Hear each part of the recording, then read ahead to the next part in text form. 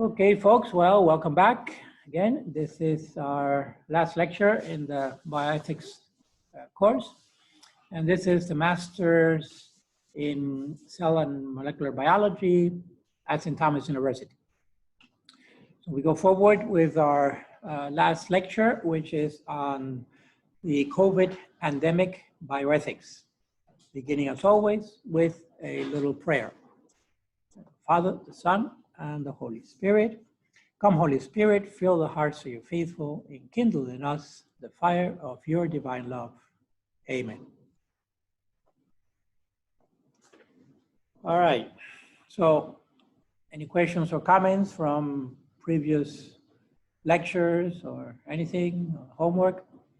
Remember, there's no summary for this homework, okay, for this lecture, but do watch it because it's an important topic. It's been a controversial topic for a year and a half already, and we're not out of the woods yet with this new strain of the virus, of coronavirus. So we'll get into all that. We'll look at the issue of the coronavirus itself, then the vaccines, and the big question, the origin of the virus, of this particular strain. Moving forward then, first a little bit on the nomenclature. COVID-19 is a reference to the disease itself, and 19 is a reference to the year 2019 when it emerged in the population. And COVID is, of course, a contraction coronavirus, and it's a SARS virus, meaning that it's a severe acute respiratory syndrome virus. It attacks the lungs, in other words, okay? Different viruses have different preference for tissues in the body. And this one likes the lungs. So it's an influenza type of virus. And it appeared in 2019. And it is the 6th strain of the coronavirus that we know of in the population. Now, there are a number of variants going around already beyond that, because keep in mind, this is a year and a half old now in the human population. Basically, there have been other 5 strains of coronavirus circulating in the human population for years, decades. No one knows exactly how long. But these other coronavirus strains, right, have been so mild that some people even confuse them with the flu because the symptoms are similar. They're all respiratory type symptoms. So basically maybe some sneeze, some coughing, sore throat for a day or something. And the symptoms are very much like the flu, all right, influenza type. But it goes away, and it was certainly not lethal like this one, like the 6th strain that popped up in 2019. So those coronaviruses have been in the human population for decades, no problem. Now, it turns out that in the bigger picture of viruses, we actually have viral sequences incorporated into our genome. So viruses are very, very old. They predate the human species. They predate many, many species. And over time, they have actually integrated into the genome of many species. Remember that the virus mode of infection has those 2 cycles, right? The lytic cycle and the lysogenic cycle. And it involves integrating into the DNA of the cell, the host cell, to use precisely the replication machinery and also transcription and translation for making the code, the protein code, all right? And so the virus actually uses the machinery of the host cell for reproducing. And that's why technically viruses are not really considered alive.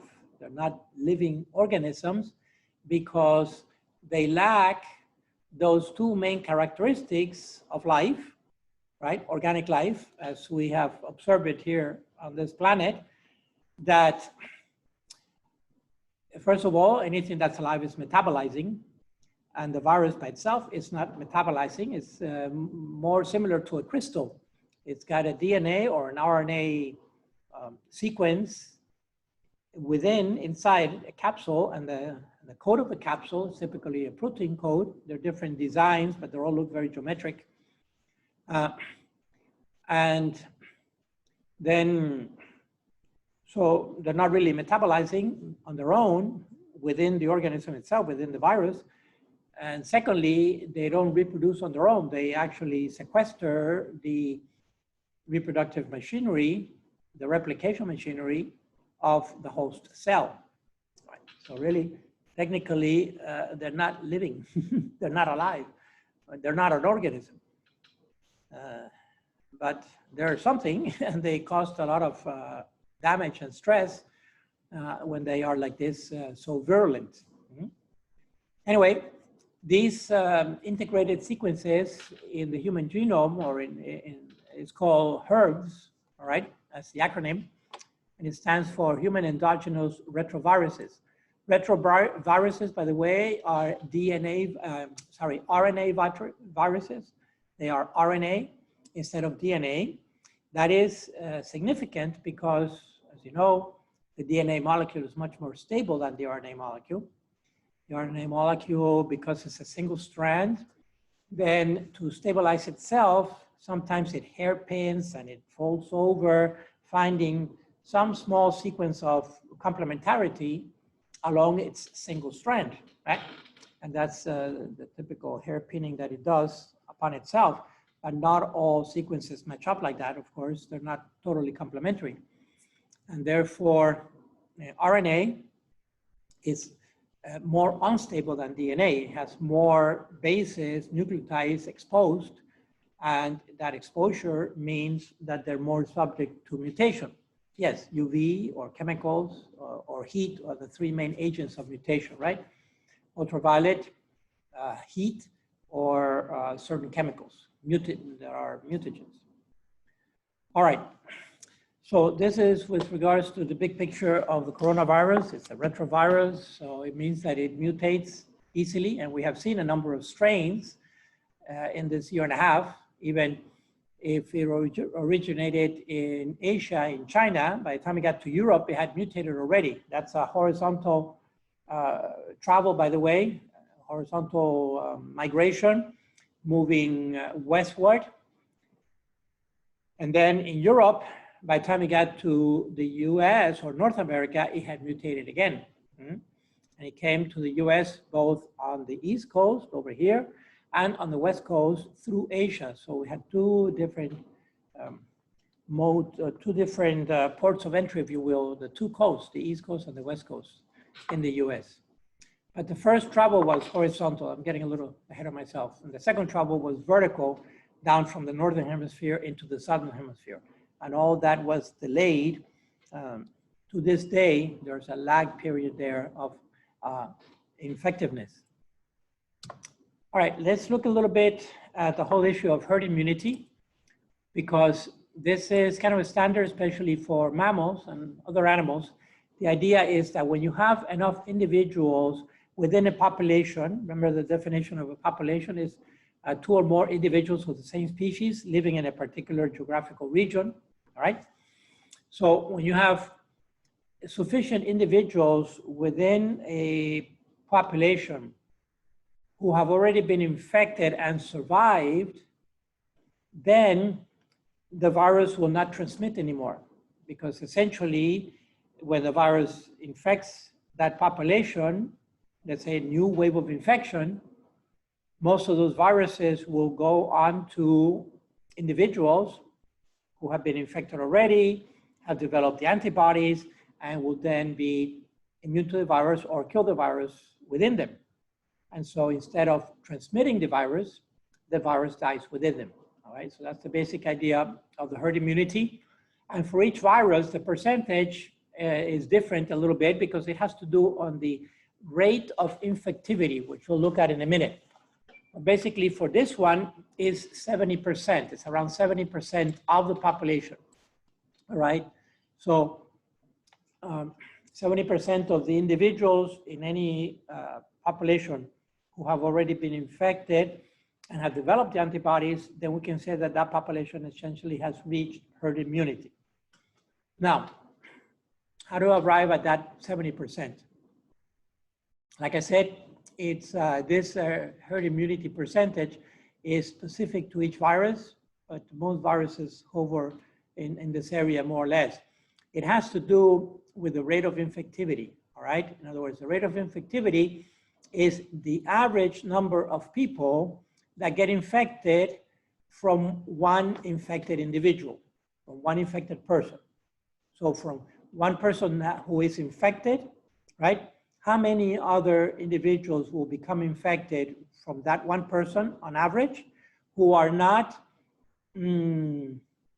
it's a horizontal infection, it's not a vertical infection. In other words, the children don't count, right? Because the idea is that if they live at home, then they're gonna get infected, most likely. But it's horizontal infection. In other words, other people, not direct family members, okay?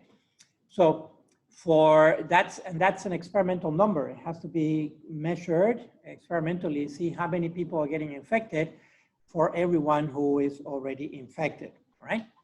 And for this one, for COVID-19, this is the range from 1.4 to 7. Sorry, someone has the mic on. Okay, thank you. All right. So this is the number, the empirical number, experimentally. This is the range from 1.4 to 5.7 people who are being infected in Wuhan, which is the epicenter of the infection, all right, in early 2020. So maybe they run it, I don't know, 2-3 months, maybe a couple of months. Let's say December, January, February, all right? And they counted, the health officials there counted literally the number of people who were getting infected from one individual, and that's called the tracing that they do, all right? And these are the two tails. It's a normalized curve. It's a normalized curve. So from 1.4 to 5.7, the mean of that is around 3.55, 3.6. That's the mean, all right? So an average of 3.5 people are being infected for every one person who is already infected. And of course, this is in the incubation period, right? The first week, where many times we don't have symptoms, but we are infected and we are infective. We can infect others, but we don't have symptoms necessarily. And so that's the incubation period, which for this one, again, is 5 to 7 weeks, 5 to 7 days. Again, very similar to the flu virus or an influenza type. All right, so then what happens? This number, the experimental number, is traced down here on a graph on the horizontal axis, which is the independent axis, the x-axis. There's 3.5 there, 3.6, okay? This is a parabolic curve, the standard parabolic curve. So one goes vertically on the curve, and when you hit the curve, you go horizontally, and the scale on the y-axis, which is the dependent variable, the scale is from 0 to 1 or from 0 to 100%. Okay, you follow? And so when we do that graphing, we come up to just under 75%. If we did the math here, that's around 70% more or less, or 0.7. All right? And that's how, that's called the RO value, or R0. And it is the rate of immunity, of herd immunity. So this establishes the percentage of people in the population that need to have survived an infection, all right? Survived an infection meaning that they have the antibodies, and therefore that population will no longer be considered susceptible to the infection. So that means that the epidemic stops in that population. It's no longer an epidemic. Remember, epidemic is at the local or regional level. A pandemic is at the global level. All right, so a pandemic is formed by a cluster of epidemics regionally. So you can see that this number makes a difference whether it's by the way, the herd immunity is at the most local level possible. So it makes no sense to talk about herd immunity in the United States. All right, we'd have to go actually city by city. Even the state, at the state level, is not that significant. It's the most local population possible. All right, because most people in the United States do not travel to other states most of the time. So, and the population is not homogeneously distributed either across the whole US. All right, the typical, remember the typical pattern is clustering. All right, and so we are clustered. How are we clustered? We're clustered in cities, what is called urban areas. Rural areas, you go for miles and miles, may not see anybody. But the urban areas, the high density areas, that's where you have to apply the herd immunity thing. Okay, so basically it comes down to cities. And we have hundreds of cities, large cities in the US, right? Okay, so that's the herd immunity issue. That's the graph, here's a reference. Now, let's apply this to the global level to see what percentage of the population would need to reach would be to be, in fact, have survived infection to reach herd immunity at the level of the whole world. In other words, to get rid of the pandemic as such, that the pandemic would subside, okay? What do? We have to start with the number of deaths. So we have two key numbers that are experimental, right? The number of deaths and the number of infected. If they're infected but still alive, then they're not dead.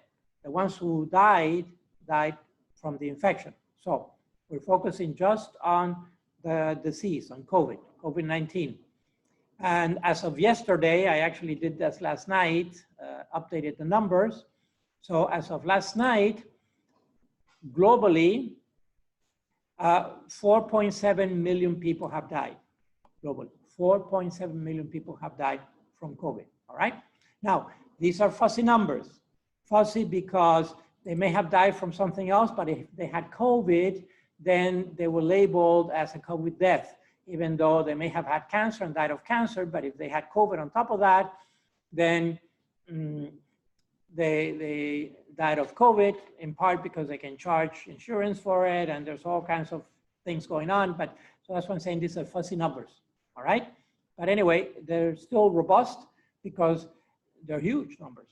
4.7 million people have died already from COVID in a year and a half. I'll show you some other numbers to contrast it, for example, with the HIV epidemic and also with the famous or infamous Spanish flu a century ago, how the numbers compare. All right, so 4.7 million people have died of COVID in a year and a half. And how many have been infected who have survived, right? This is the number of infected globally, 189, almost 190 million people, 190 million people infected with COVID, all right? When we do that math, that gives us a death rate of about 2.5%, 2.5%. So the virus is lethal about 2.5% of the time. All right, for the people that get infected, that's pretty high actually. So of the people who get infected, about 2.5% on average will die from the virus. Okay, so that's the first statistic there. Now, let's look at what that represents to reach herd immunity. We have the current human population is about 1.9 billion, 7.9 billion people, 7.9 billion, so almost 8 billion, right? 7.9 billion people. If we multiply this times 70% for herd immunity, multiply by 70%, we get 5.5 billion people would have to be infected and survived to reach herd immunity at the global level. All right? So 5.5 billion people would have to be infected and survived in order to reach herd immunity at the global level, and then we can say the pandemic is over. Are we there? We're very far from there, because look at this, 5.5 billion people infected, right? To reach herd immunity. Where are we at now? We're at under 200 million people infected. So we're very far away, very far away. Remember that a billion, an American billion, these are American billions, is 1,000 million, all right? 1 billion, American billion, is 1,000 million. A billion, a European billion, is 1,000,000 million. So that's even bigger, but I'm using American notation. So this is 5,500 million, all right? And we're right now at 200 million infected. So we're very far away from reaching herd immunity at the global level, very far away. May never reach it. But really, at the end of the day, what counts is at the local level, because we're not getting infected globally, we're getting infected locally, all right? But anyway, this is just an exercise to see the numbers. Now, if we take these infected, the 5.5 billion infected, to reach herd immunity, hypothetically, how many of those would be deaths? Well, we'll multiply that by the 2.5%, right? Because of the current 200 million, about 4.5 million have died. So we multiply the 5.5 billion times 2.5%, and we get 138, almost 140 million people who have to die. 140 million people would have to die to reach herd immunity at the global level. Okay. Again, right now, 4.5 million have died, 4.7 million have died. We would have, so we're very, very far away from 140 million. Follow the math? Okay. So all this to say that basically we're very, very far away from reaching herd immunity just by infection throughout the whole world. There's an alternative, thanks be to God, and thanks to medicine. We'll get there. All right, so how does this amount to the world population of today? If we were to divide this number of hypothetical deaths to reach herd immunity, we divide it by the current population, multiply by 100, give us a percentage, is 1.8%, almost 2%. In other words, almost 2% of the current world population have to die to reach herd immunity. And because the numbers are so large, that 2% is very significant, very high, very tragic. Okay, how does this compare with other epidemics and pandemics that we've had in the world in the past?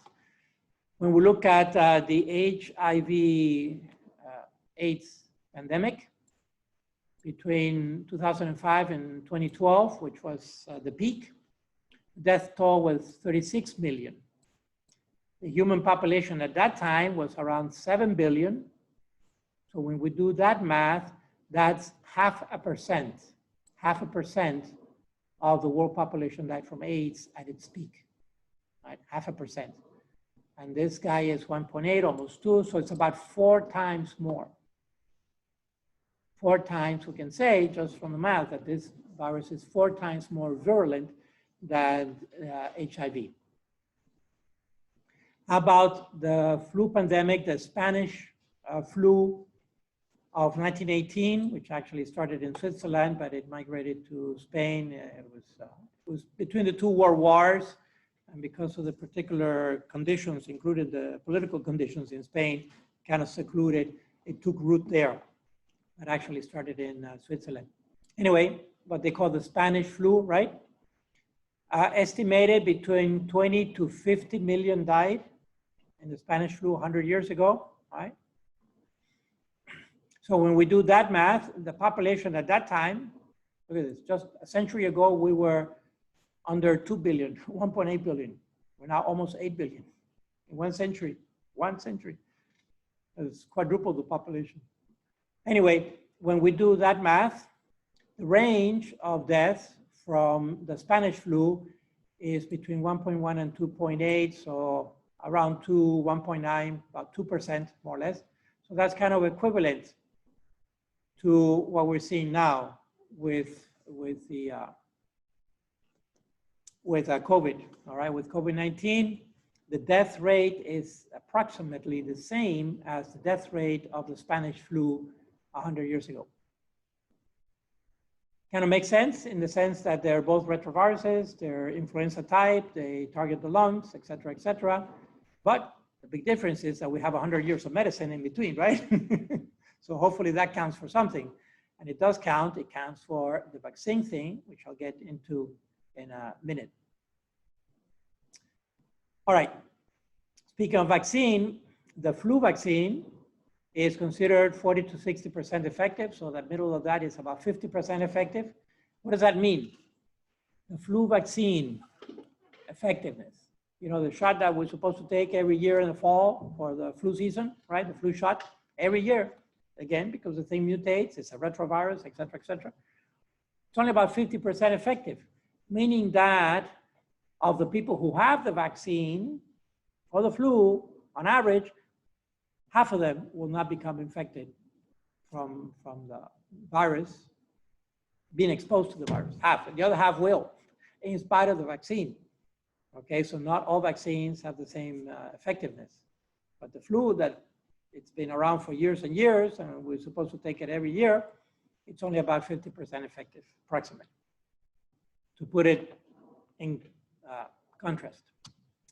How about the vaccines that have been coming out, again, developed within a year? Here is the ranking of the first 7 by their effectiveness. Pfizer is the largest one with 95, then Moderna 94. Sputnik is from where? Yes, that's the Russian vaccine, 92. But caveat emptor, buyer beware. Where's the data?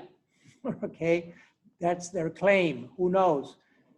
It's a totalitarian regime, so who knows how it was tested. I don't know if that number can be trusted or not. I don't know, but that's what they're claiming, 92%. Novavax is European. AstraZeneca is also European. That's their range, 89, 70. Johnson & Johnson, the single shot, it's only 66% on average. Anyway, and the Sinovac come from China. Sino is a reference to China. So that's 50% effective.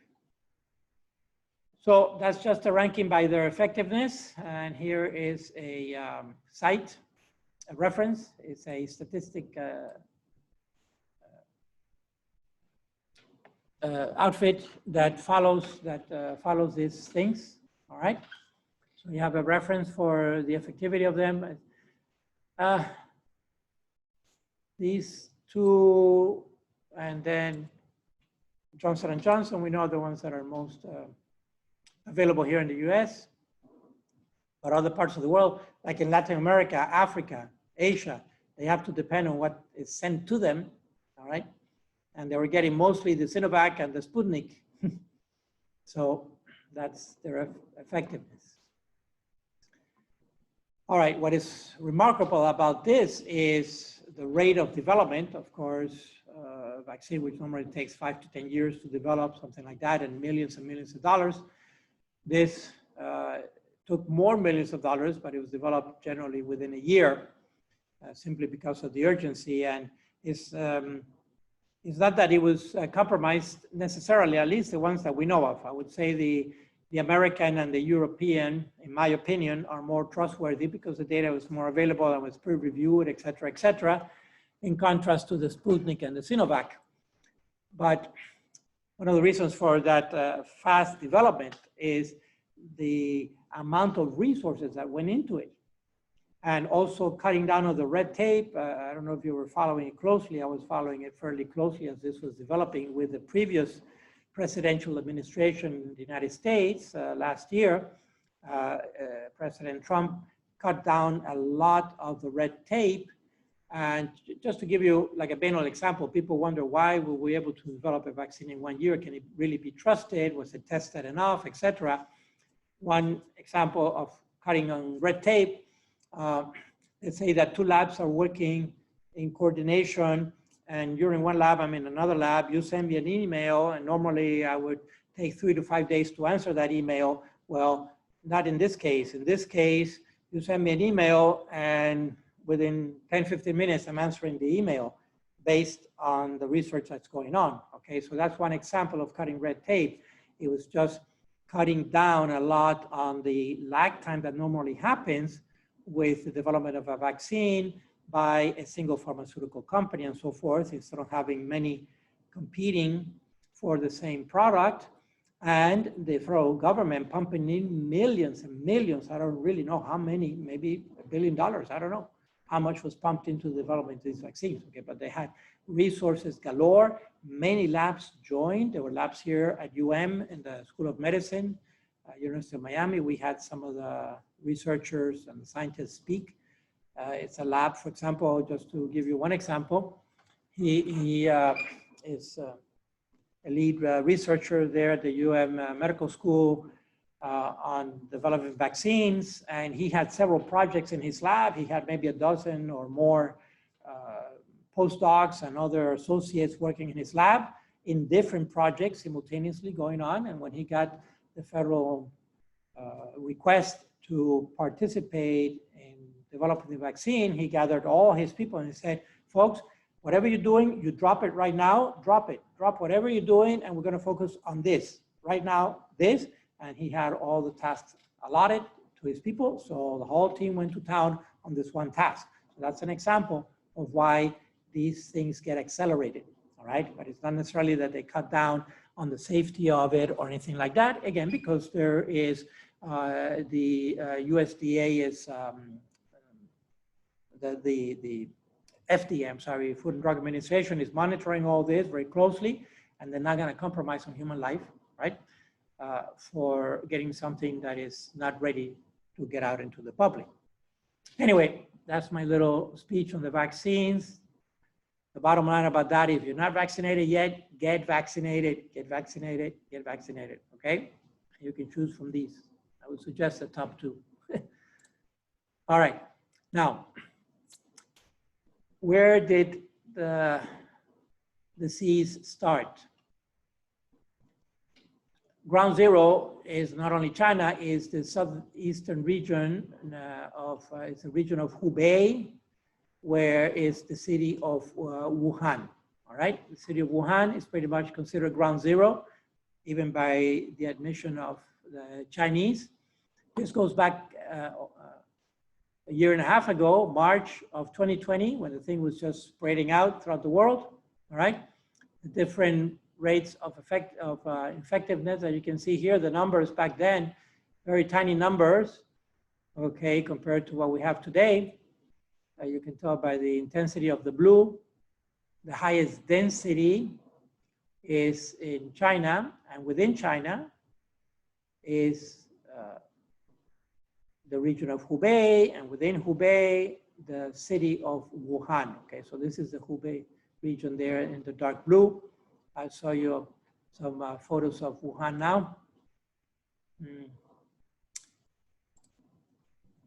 So let's follow the data a little bit.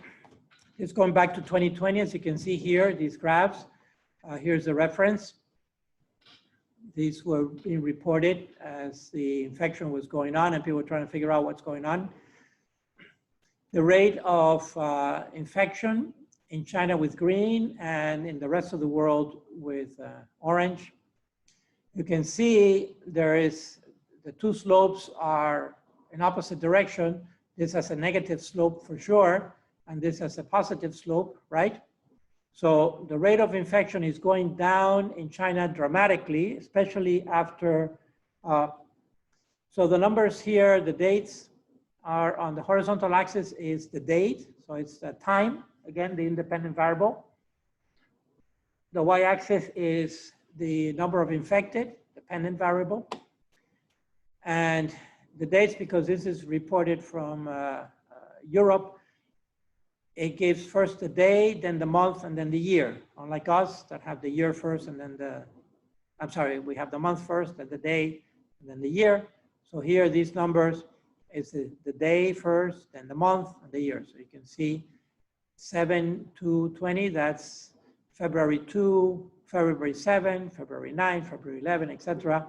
After February 14, there's a dramatic decline, amazing decline of infectious effectivity in China, all right?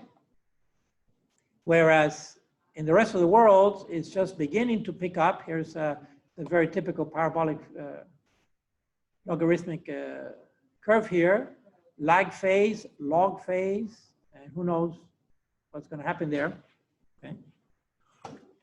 But this is just 1 month, in 1 month, from February 1st to March 1st, okay?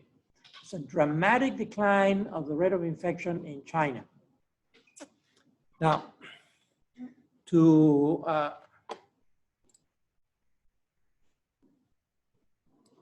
visualize this,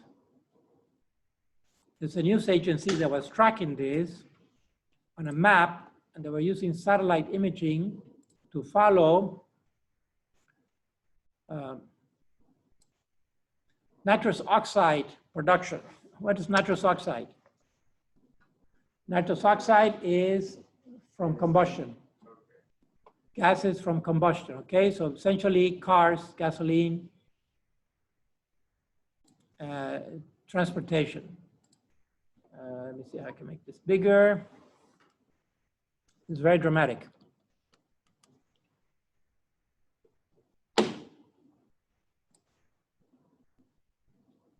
All right. A little too large because I need to see the scale. Okay, I accept. Yep. There we go. Oh, okay, thank you.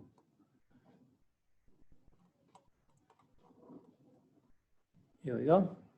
Oh, I need to use also the, well, it's not a video, but optimize.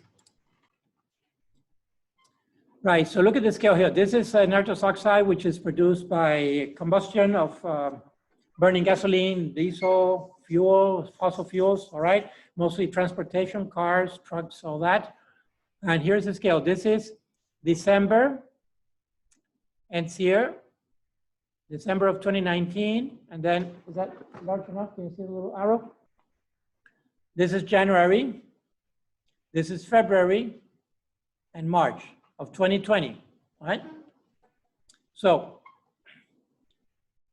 let's start before. So a little bar here. This is the first half of January. See, December ends here with a big tick, large tick. And this is January. So the first half of January, this is what China looked like from satellite imaging. Okay. Now we slide across. This is what China looked like at the end of this, the end of January, beginning of February. So 2 weeks later, essentially 2 weeks later, look at that, shut down, totally shut down. All right, the second half of January, China shut down internally. Did they know something was going on? They certainly knew something was going on. Again, it's a totalitarian regime. So all the regime has to say, you're not moving from where you are, period. No questions asked, don't move. So they shut down all transportation, all right? Essentially is a national lockdown.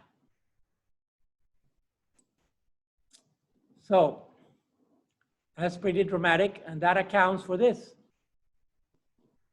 drop in infectivity. Again, there's a lag of about 2 weeks. Right? After the shutdown, it just dropped dramatically, the effectiveness. All right. So if we look at some of the articles, some of the news items that was going on, At the same time, China expresses anger because, again, the previous administration, we were under the Trump administration back then. Trump blocked the flights from China coming in to the United States, East Coast and West Coast, right? And so China complained that it was unfair, that it was not a gesture of goodwill, was expressed by the foreign minister of China when the Chinese essentially were not allowed to come into the US in that period of time. So why did they lock down internally and not shut down their own international airports, right? Even after the travel ban, it was from the New York Times, almost 500,000 people came from China into the US during that time, even after the ban. This was April 4, first half of April. Okay. So they don't even know what exactly they're dealing with, a mysterious flu-like illness. And not fully, totally been identified yet what's going on. Okay. This is 4 months into the infection. But in the meantime, the Chinese shut down their own internal travel, but they were complaining that they were not allowed to travel out and that foreigners were not allowed to travel in to China. So what's going on here, right? Sounds like a double standard. In fact, it's now known that how did it went from China, it went into Europe. It turns out that right around that time, December, January, something like that, in Italy, you see that of the European countries, the one that has the darkest blue is Italy. And by the numbers, what happened there is, it turns out that there was a fashion show in Milan, which is a big industrial city in northern Italy. And that fashion show was very much attended by Chinese designers, and because everything is made in China now, so the clothing material and all that, right? So it was very much attended by many Chinese, that fashion show. And it is estimated that at least in Italy, that was the focus of infection for the whole country. That mostly that fashion show that occurred in the city of Milan in northern Italy, all right? So anyway, it's moving horizontally. Went over this. So trying to dig deeper into the origin of the COVID, of the coronavirus 19, the CoV-2, right? It is thought that it comes from bat origin, okay? And so those are called zoonotic transfers. Zoonotic, you may have seen that word at some point. Zoonotic means that it jumps from an animal to the human population. And the example of that we have fairly in the last 100 years, significantly, was HIV, which came from SIV, simian immunovirus, immunodeficiency virus. All right, so it's a virus that infects primates, chimps in particular. That's why it's simian immunodeficiency virus. That's what the acronym stands for.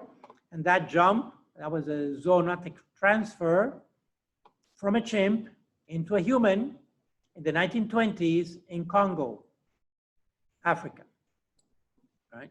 And that SIV became HIV. So we have examples of that in the human population. So here's the bat. Now we need to talk about these wet markets, which are very typical of Asia in general, but China in particular.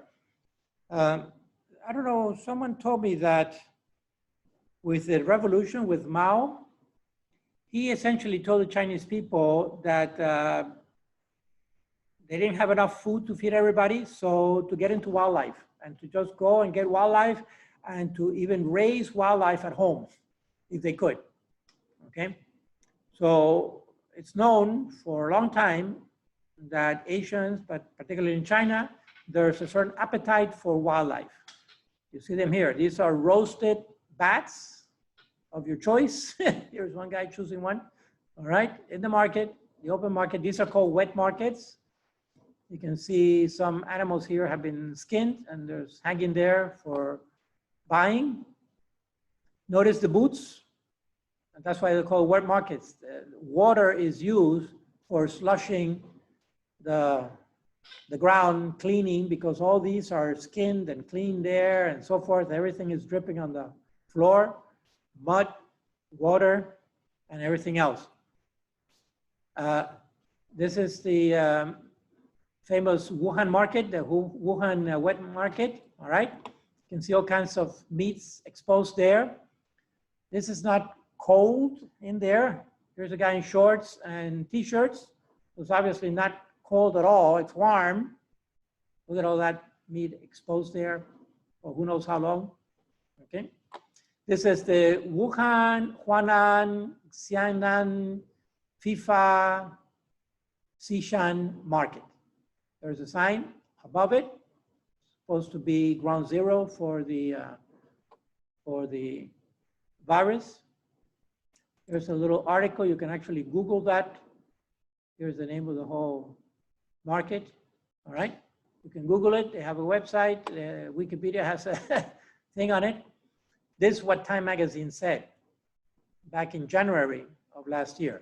Ultimately, though experts say that it's hard to downplay the problematic nature of wet markets. So named because of the large quantities of water used to slush the floors, especially those that also sell live animals. A mixture of urine, feces, and other bodily fluids from live wild creatures end up mixing with blood from butchered animals, providing ideal opportunities for viruses and bacteria to thrive. That was reported back in January of last year. There it is. Are they closed? They're not closed. They're still going on.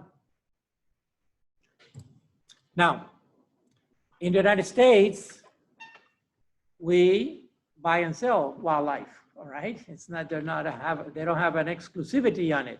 For example, there's a juicy steak of a bison, which is supposed to be very lean, by the way, about 95, 99% lean, almost no fat, right? Bison, otherwise known as the buffalo. So in the United States, we buy and sell wildlife, meat. Here's sushi, which is raw fish, raw shrimp, raw fish eggs. And here's our very own gator. If you're into gator steaks, there it is. So this stuff is sold in the markets at a good price. What's the big difference? Regulation, right? This industry is highly regulated. So they have to meet all kinds of standards. If not, they're shut down. The sushi has to be either eaten, sold, or whatever on that day, and whatever is left over has to be thrown out, not kept for the next day, etc. So there's regulation. Again, the FDA, Food and Drug Administration, everything that goes through the mouth has to go through the FDA first and get approval. And these places are monitored and so forth. So it's very different from this kind of scenario. But that's the reality. Okay? Now, the city of Wuhan, by the way, happens to be megalopoly. Actually has 11 million people. It's not a little town out in the boonies somewhere, all right? This is the city of Wuhan. Look at this skyscrapers. It's got 11 million people on it. There's a bridge that looks similar to the Golden Gate in San Francisco. All right. China's population, 1.4 billion, is about 1/5 of the world's population. I'm talking about some little backward town here. I just, to make the point, there's a short list of some Chinese Nobel laureates. It's a big country. It's a highly industrialized nation. Okay, they have all kinds of scientists. They knew what was going on. They shut down nationally, and they complained about other nations not receiving their flights during the pandemic. So what kind of interests could be there? And was the wet market truly the origin, or was it perhaps the second origin of the virus? I want to talk about the labs now, because there's a theory: was the virus engineered? Was the virus engineered? Just a little review of the 4 levels of containment in scientific labs. Okay, they're in Europe, they're called biosafety levels. So BSL, we just call them P1 through 4. Our labs upstairs, for example, are P1 labs, where they're open labs. People walk in and out. We have the same, we don't have positive air, pressure, or anything like that. So they go up in level of containment to the P4. The P4 is the highest containment lab, maximum security. Nothing is supposed to come in and out of a P4 lab, all right? And so that's what they have. This Institute of Virology is a P4 lab. So I want to talk a little bit about the WIV-CAS, all right? CAS is the Chinese Academy of Science. So it's kind of the Chinese equivalent of the NAS here, National Academy of Sciences.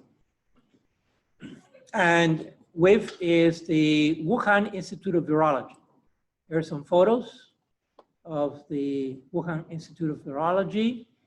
It's state of the art.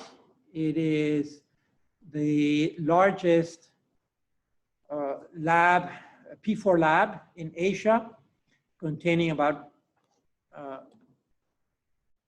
1,500 strains of viruses and bacteria that are researched in this complex, all right?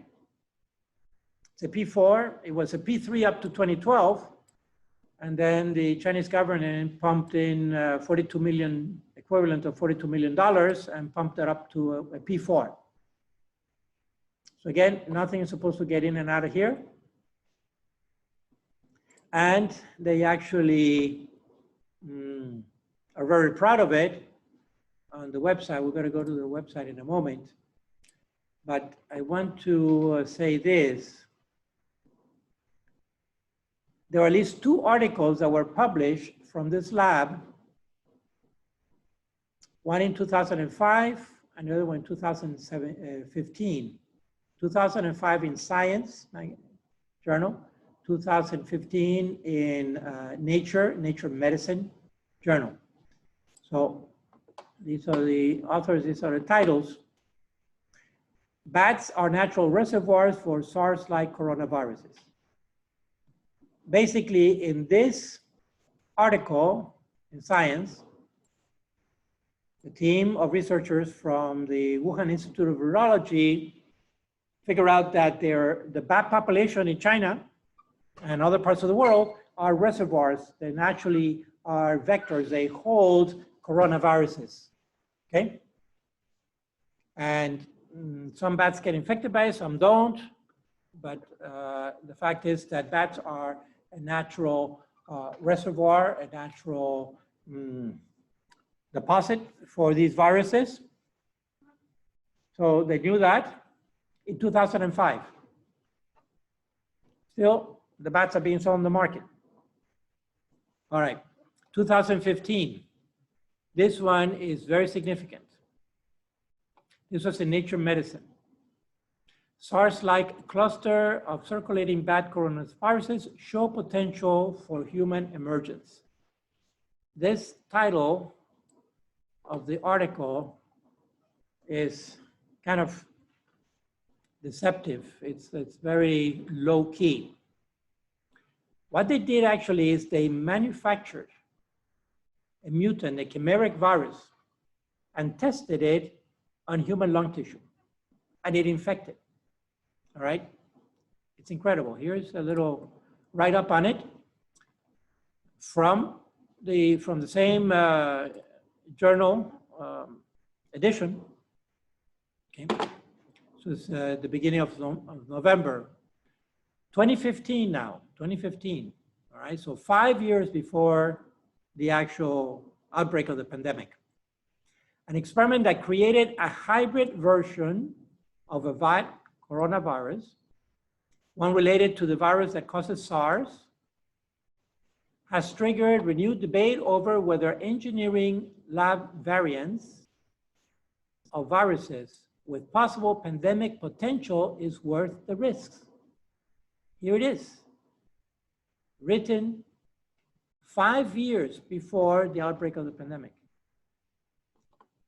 All right, so here's the article, Nature Medicine, November 9. Scientists investigated a virus called Shock 14, right? Horseshoe bats in China. That's the coronavirus, Shock 14. The researchers created a chimeric virus made up of a surface protein of Shock 14 and the backbone of a SARS virus that had been adapted to grow in mice and to mimic the human disease. This is known as genetic engineering. They engineered this virus, chimeric, meaning they took the shock protein of the virus and adapted it to the backbone of a SARS virus to grow on a mouse model. Now, the chimera infected human airway cells. In other words, they tested. Now, did they test on humans? Obviously not. This is in vitro, right? But they had human lung tissue, and they tested the virus, this chimera, this engineered virus. They tested on human lung tissue in vitro, and it infected. What more proof do we want? This was on 5 years before the outbreak, proving that the surface protein shock, which is the one precisely that's at the spikes, right? That's the shock protein is the one on the spikes of the crown of the coronavirus, and that's where that attaches, complements the receptor on the alveoli where the virus infects. Shock protein has a necessary structure to bind a key receptor on the cells and to infect them. The cells are lung cells, or the alveoli. It also caused disease in mice, but did not kill the mice. So the model survived. Okay. But the point about this is the proof of principle. In other words, this virus that the Wuhan Institute of Virology engineered was capable of infecting human lung cells. Okay.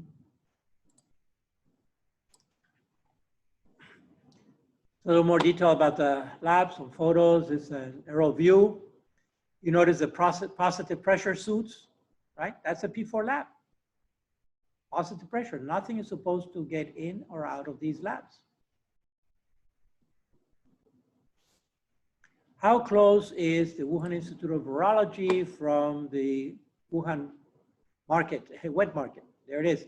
This is the Yangtze River, which is one of the two largest rivers in China. The Yangtze is one, meaning the long river. And the other one is the Yellow River.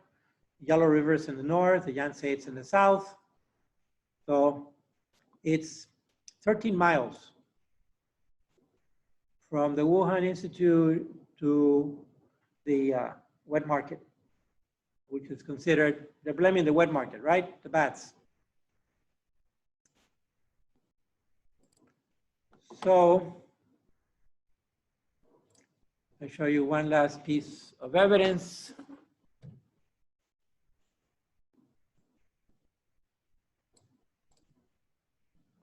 Which is the website of the Wuhan Institute of Virology. So here we can go to the website, and you can either read it in Chinese or you can read it in English. So here's the Chinese Academy of Science, the CAS, right? And this is the Wuhan Institute of Virology. We're very proud of it. There it is. Now, it's on their front page, right? On their homepage.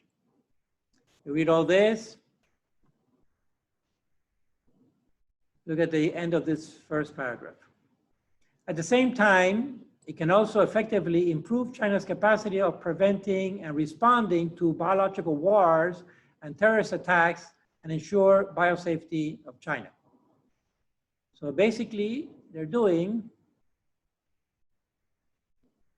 research on biosafety to prevent biological warfare, right?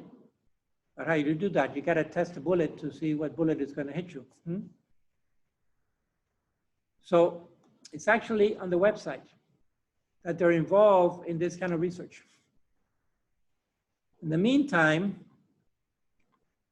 it's another, I looked at there's an office of the United Nations that is in charge of monitoring biological and chemical warfare, and of course, the prohibition of that. This is, stems from the first declaration, the Geneva Declaration on Weapons of Mass Destruction, which was first focused on nuclear weapons after the Second World War and the development of nuclear weapons, right? And this convention that has been going on ever since for trying to control weapons of mass destruction. And now added to the list, aside from the nuclear, is chemical and biological weapons of mass destruction, for example, causing a pandemic. And it's called the Biological Weapons Convention. And this was, it followed the Geneva Protocol in 1925. 1925 is actually between the two world wars. Geneva, Switzerland, you know that Switzerland has maintained a tradition of neutrality over the decades and centuries. And even as the two world wars raged around them in Switzerland, which are high up in the Alps, they maintain neutrality. But 1925 is in between the two wars, but it's also the beginning of the rise of the Third Reich in Germany, which eventually led to Nazi Germany in the 30s and to the Second World War in the 40s. So this Geneva Protocol was to prohibit the use of biological weapons back then. Then the convention, which was done in 1975, is expanding not only the use of biological weapons, but also the production and the testing and all that. So I wanted to show you a little description here. The Biological Weapons Convention effectively prohibits development, production, acquisition, transfer, stockpiling, and use of biological and toxic weapons, right? And of course, the UN is a signatory to this convention. They're members of the UN, they're active members of the UN, voting members. Okay? And so they have signed on to these treaties, this convention, that prohibits the development, production, acquisition, transfer, stockpiling, and use of biological and toxic weapons. And yet, they're doing research on it, they're publishing on it, okay? And nobody else is doing anything about it. So now we have a pandemic in our hands. And this is my opinion, but the opinion of Alfred Chaffee is that, in my mind, there's no doubt that the virus was engineered. The only doubt in my mind is if it escaped by chance, if it escaped by mistake, or on purpose. Could it be that they planted it in that market to test the virus? I don't know. I have no way of answering that, but this is my opinion. Okay.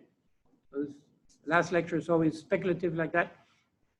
But really, I have no doubt that it was engineered, that the virus was engineered, this COVID-19 that we have, where it got out accidentally because of all the bureaucracy that's involved, or it was actually planted here to test it on their own population and the world. I have no way of knowing. But the fact is that it's out. It got out one way or another. So whether it came from a bat directly, zoonotic, or it came from the lab, engineered, each one has to make up their own mind about it. But the fact is that it has had global impact, one way or another. One thing is certain, all right? It is certain that it came out of the city of Wuhan. Not even the Chinese,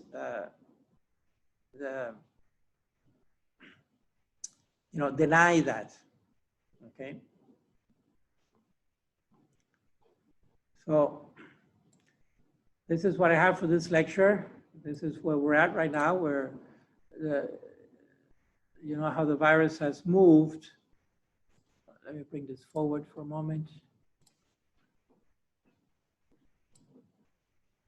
Yeah, this world map. So the virus did two types of migration generally, also because it's an influenza virus. So what is it like? It likes cold and dry, right? In other words, the winter season up north, meaning December, January, February. That's what we saw. About December, maybe November. Some people are pointing to some evidence that they knew as early as November. And it moved horizontally westward and eastward because there were travels coming in from the east also into America, Europe and America, horizontally in the northern hemisphere during the winter of last year. Okay. Remember, this is March of 2020. And then eventually over the summer, we had those spikes up and down so it has a lot to do with human behavior. How people are clustering, people are getting sick of the lockdown, so they break the rules, they gather with each other, and then they propagate it because they're infected but asymptomatic. At any rate, once it went through the northern hemisphere first, horizontally, and then within 6 months, it migrated south. Because why? When we are in the summer here, in the southern hemisphere, which is around here somewhere, the southern hemisphere, it is winter. Again, cold and dry. So within 6 months, I had covered the northern hemisphere, and then it migrated south to the cold and dry of the southern winter, which is June, July, August, this time of year down there. All right. And that's how it became eventually a true pandemic worldwide. Mm-hmm. And the first one really of this magnitude because we didn't have 8 billion people before in the world.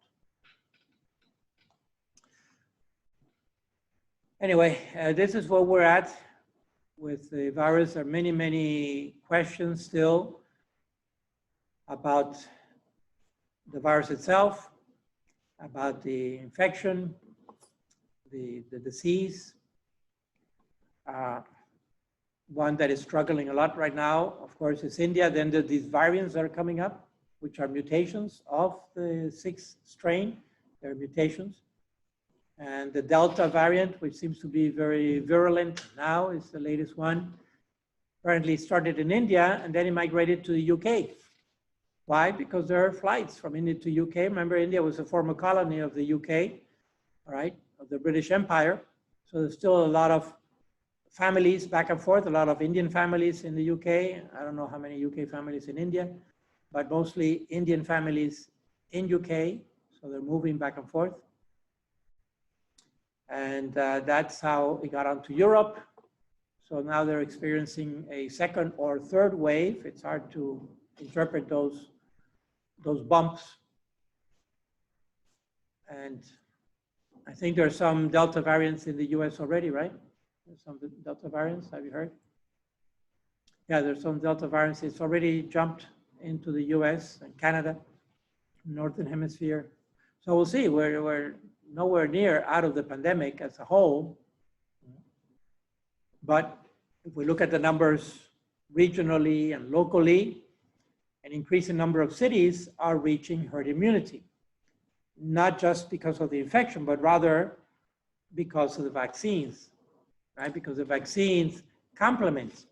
In other words, with the vaccine, I don't have to get infected to develop the antibody. That's the whole point. And so the vaccine helps to reach that herd immunity number without the risk of an infection. And that's why we're trying to push people getting vaccinated. There's still a lot of push off on that, some for religious reasons, some for scientific reasons, some because they're scared, okay? They don't know what's in the vaccine, and there are all kinds of conspiracy theories out there about the vaccines. But we really have to encourage people to get vaccinated. And then, of course, what you hear from secular press is they're going to highlight the cases, the rare cases, right? The one case that developed some kind of issue because of the vaccine, maybe the issue is unrelated to the vaccine. Maybe they had a condition, an underlying condition that flared up when they got the vaccine, but had nothing to do with the vaccine. It may be coincidental, we don't know. And so we have to really look at case by case and determine specifically if the health issue that arose on this patient was precisely triggered by the vaccine or not, okay? But anyway, those cases are individual cases. They're not large. And always in any population, you're gonna have some people who actually get the flu from getting the flu shots. They didn't have the flu before and they got the flu and they got the flu, they got the shot and they got the flu from the shot, all right? Those are the tails of the normal distribution. And that always happens in any population, but they're very, very small numbers percentage-wise, and it's part of the statistic. But when you hear about these cases of people getting this or that from the vaccine, well, you have to take it, like they say, with a grain of salt.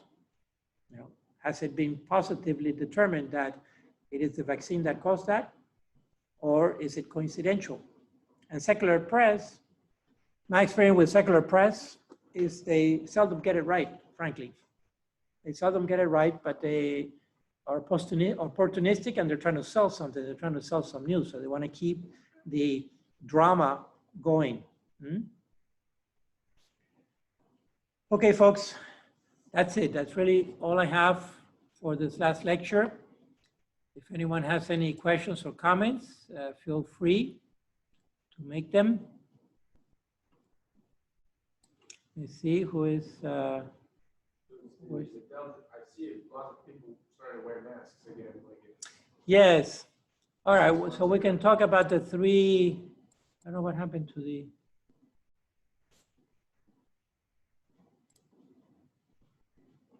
Did the meeting drop off? Can't tell where it is. No, we're here. Oh, okay. I just don't see the little.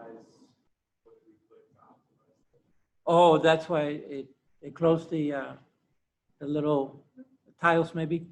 Okay. Right, yes. So the three main things that are being talked about in the vaccine for prevention, which is the mask, the social distancing, and the washing of hands. Those are the three standards for any kind of infection in general, all right? So the least effective is probably a toss-up between the mask and the social distancing. The physical distancing, what's the point? Well, because of fomites, right? Fomites, which are microscopic droplets of saliva that may contain some virus. Again, if we're infected during the incubation period, we don't have any symptoms, we don't know we're infected, and we're socializing. So when we speak, even without sneezing or coughing, when we speak, we're still projecting little microscopic droplets of saliva, which may contain some virus within that droplet, and those are called fomites. And they float around. They're so tiny that they're less affected by gravity than by wind. So if there's a breeze, it will carry these things around. And it's estimated that 6 feet is about the distance that these fomites will travel. But that's anybody's guess. It could have been 5 feet or it could have been 7 feet, all right? It's just a number that's a little pulled out of the sky like that, not based on much evidence. It's just basically, want to know the thing about 6 feet? If everybody stretched out their arms, both arms, and the tips of your fingers would touch the tip of the fingers of the other person, that's 6 feet.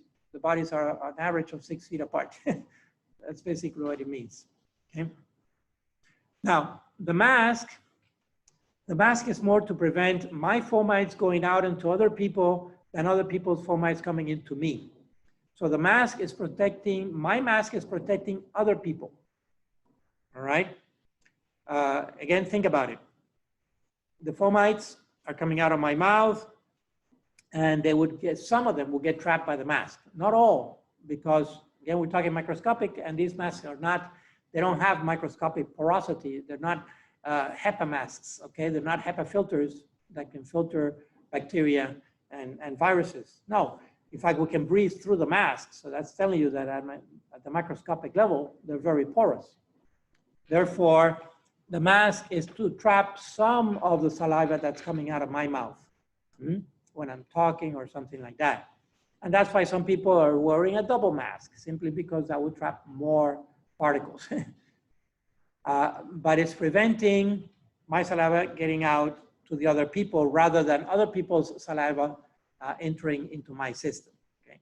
Again, these particles are microscopic and they mostly go through the mask.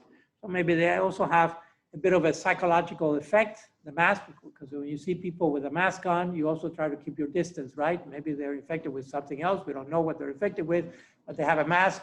So we kind of stay away from each other. So it's partly psychological. By far, the most effective thing of the three is the washing of the hands. Because sooner or later, that virus, it likes my lungs. So it has to come in either through my nose or through my mouth into my lungs. There's no other port of entry into my lungs than through the nose or the mouth, all right? And so what happens? The hand, my hand is going to touch my nose or going to touch my mouth, fuck my thumb, whatever. And so that's how the virus is going to come in. And it's mostly the hand that is going to carry it to my face. And therefore, the washing of the hands is the most effective thing. Also because this coronavirus, so it's called corona because it has the spikes, so it looks a little bit like a crown. It looks more like a satellite, the old Sputnik satellites. But this virus has a layer of lipid covering the protein structure that is encasing the RNA. That protein structure is coated with a layer of lipid. What are lipids? Fats, oil, greases, waxes, right?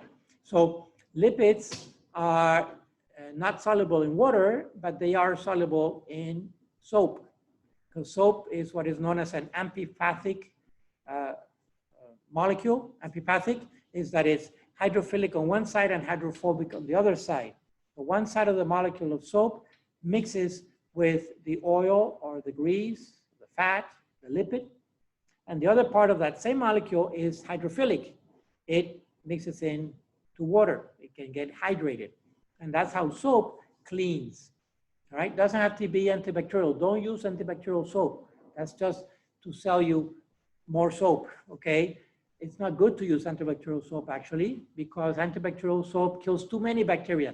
And we need to have a little bit of infection, or not infection rather, but exposure to bacteria to develop our antibodies normally, to develop our immune system.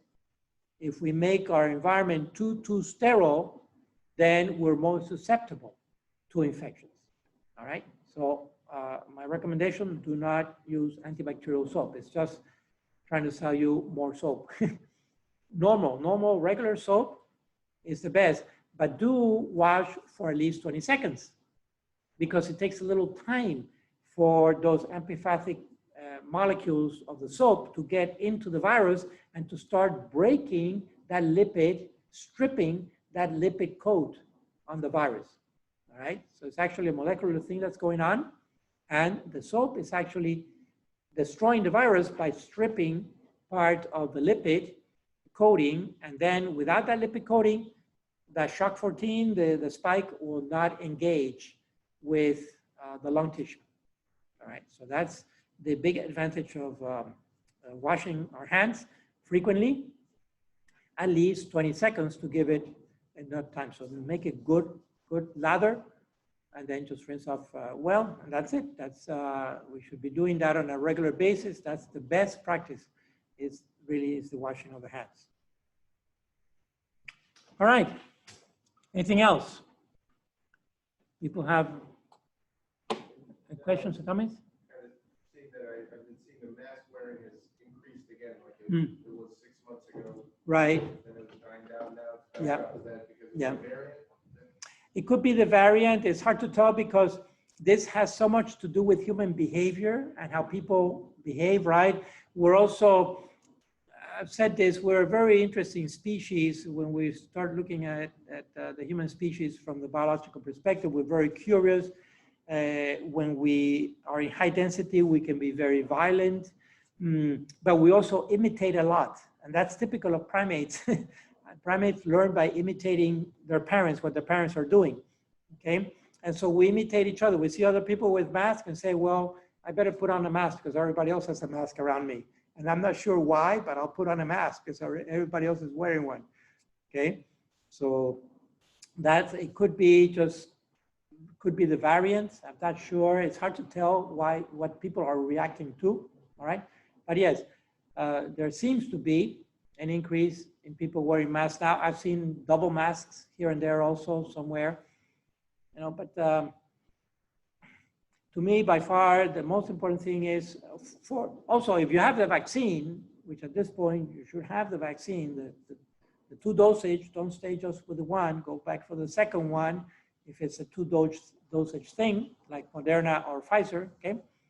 Go back to the second one, and then that's it. Once you're vaccinated, I'm not saying, you know, to go into a pool of infectivity, but just live a normal life and use caution, use prudence, try not to congregate unnecessarily and so forth, but the washing of the hands by far is the best.